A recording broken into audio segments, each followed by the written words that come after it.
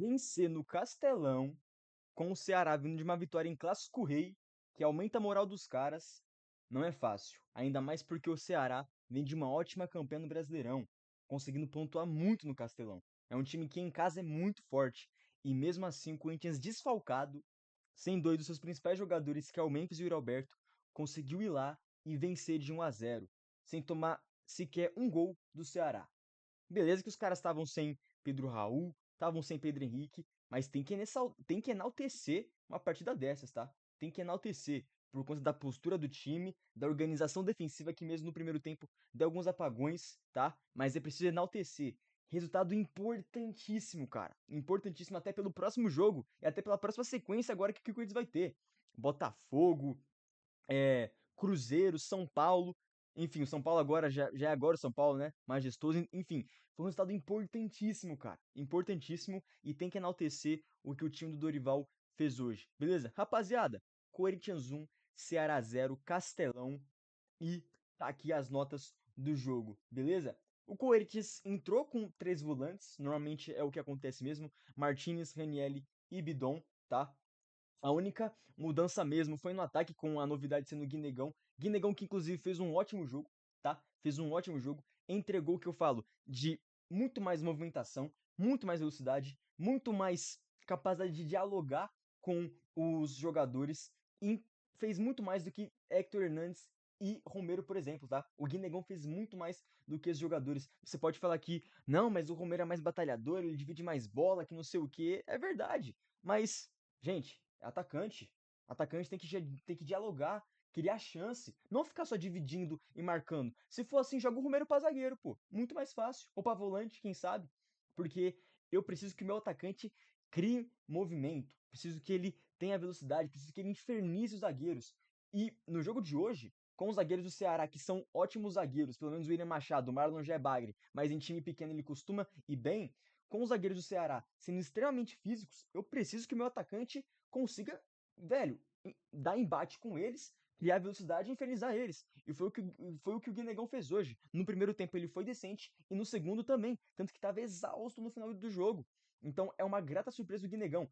Ainda mais porque ele faz a mesma coisa ou melhor do que Romero e Hector e ganha muito menos que esses caras. Ou seja, vale a pena você ter o Romero e Hector no elenco para poder colocar eles para jogar do que o Guinegão, que faz a mesma coisa, é da base, pode ser valorizado, pode ser vendido depois do que Romero e Hector. Enfim, né? Fica aí o questionamento. O Guinegão foi uma grata surpresa no jogo de hoje, tá? E o que falar do senhor Thales Magno? Rapaziada, o Thales Magno fez uma partida péssima. Péssima, péssima. Cara, o Thales Magno matou umas trocentas jogadas. O Thales matou umas trocentas jogadas. Ele fez uma partida péssima. A única coisa que salvou ele foi o gol, tá? Beleza, é isso que importa. No final de tudo, é o gol que importa. Mas assim, já deu pra ver que o cara realmente não dá, velho. Tomara que esse gol faça ele se recuperar, dê confiança pra ele, tudo mais, aquele papo, beleza. Mas é impressionante o quanto esse cara prejudica o ataque do Corinthians, velho. É impressionante. Inclusive, eu acho que o Kaique deveria receber mais chances do que o Thales. O Kaique entrou muito bem contra o Grêmio. E de brinde recebe um banco eterno. Não entrou contra o Bragantino e não entrou agora contra o Ceará. Poxa, cara, oportuniza o moleque. Como oportunizou agora o Guinegão, para pelo menos entrar no segundo tempo. Não precisa nem colocar como titular. O Kaique, que ganha muito menos que o Thales e que é da base, pode ser valorizado e ser vendido, faz muito mais que ele atualmente. A realidade é essa. Parabéns pelo gol, tá? O Thales fez o gol, tá de parabéns, mas se prova mais uma vez com um jogador que tá numa fase absurda, cara. Matando trocentos ataques, sabe? Então, beleza. Passar desse ponto, passar a régua no assunto Thales Magno. Deixa eu mostrar aqui o gol pra vocês da partida, tá? O gol como é que saiu. Numa bela jogada, inclusive, do Carrijo, tá? Inclusive o Carrijo é um assunto que eu tenho que passar uma régua aqui também, tá? Porque o senhor Samir Carvalho, vocês conhecem o Samir Carvalho, ele soltou uma notícia aí, cara, que eu não sei se é fake, talvez nem seja fake, mas que, cara, é impressionante a caça por like, tá? Enfim, é um assunto pra depois, deixa aqui mostrar o gol pra vocês, tá? O Kaijo faz a jogada aqui pela direita, pela ponta, consegue cruzar, e o Thales ainda se embolando com a bola, ele se embolou com a bola, conseguiu fazer o gol que deu a vitória pro Corinthians, beleza? Mas, enfim, o time fez um bom jogo, conseguiu se organizar, tá? E fez o resultado. É isso que importa. O desempenho, cara, Se importar com desempenho nas condições que o Corinthians estava é simplesmente tolo. É ser tolo, cara. Desempenho a gente vai ver agora na sequência, tá? Contra São Paulo, Botafogo, Cruzeiro, que são times que estão vindo em boa fase, que estão jogando bem. São Paulo nem tanto. São Paulo tá uma draga, mas enfim, é clássico, é majestoso, é um jogo que se decide numa bola só no detalhe. É importante também analisar esse contexto. Vamos ver como é que o time vai se portar, beleza? Outro ponto aqui também, tá? Queria voltar aqui para falar de outro ponto. Um jogador que foi muito bem no segundo tempo foi o André Ramalho, tá? André Ramalho. No primeiro tempo, ele teve alguns lances bizarros, uns lançamentos bizarros, umas invertidas de campo bizarras, mas no segundo tempo ele dominou. O André Ramalho no segundo tempo foi, cara, soberano na defesa, beleza? A gente tem que elogiar quando é pra elogiar e tem que criticar quando é pra criticar. É muito simples, beleza? É muito simples. E o senhor Mateuzinho, que responsabilidade, hein, Mateuzinho? Tá fora do Majestoso e vamos ter que ir com o Léo Maná, aparentemente, hein? No Majestoso, aparentemente, vamos ter que ir de Léo Maná contra o São Paulo. Eu já colocaria o Félix 2. Me cobrem se quiser.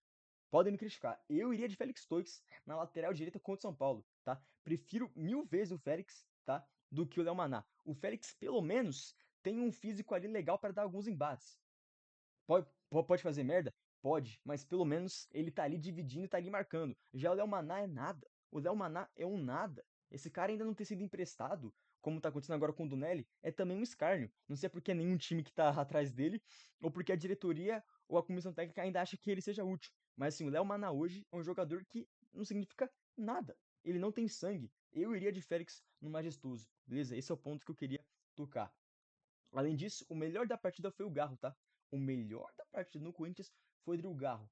Foi o único que foi lúcido, foi o único que conseguiu criar algumas jogadas, mesmo no primeiro e no segundo tempo. Dialogar com o Guinegão e com o Thales Magno é difícil porque são jogadores que ele não tá acostumado a poder fazer ali uma transição muito boa de ataque, de defesa para o ataque. Então, o Garro, mesmo assim, foi o melhor em campo pelo Corinthians. Beleza, rapaziada? Grande resultado, vamos pro majestoso e é preciso enaltecer o que o Dorival fez no jogo de hoje, beleza? Deixe um like, se inscreva aqui no canal Visão Vinegra.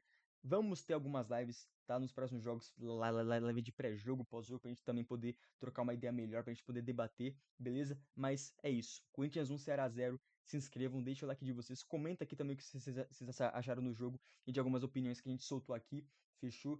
E tamo junto. Segue nós nas nossas redes sociais e vai Corinthians. Tamo junto.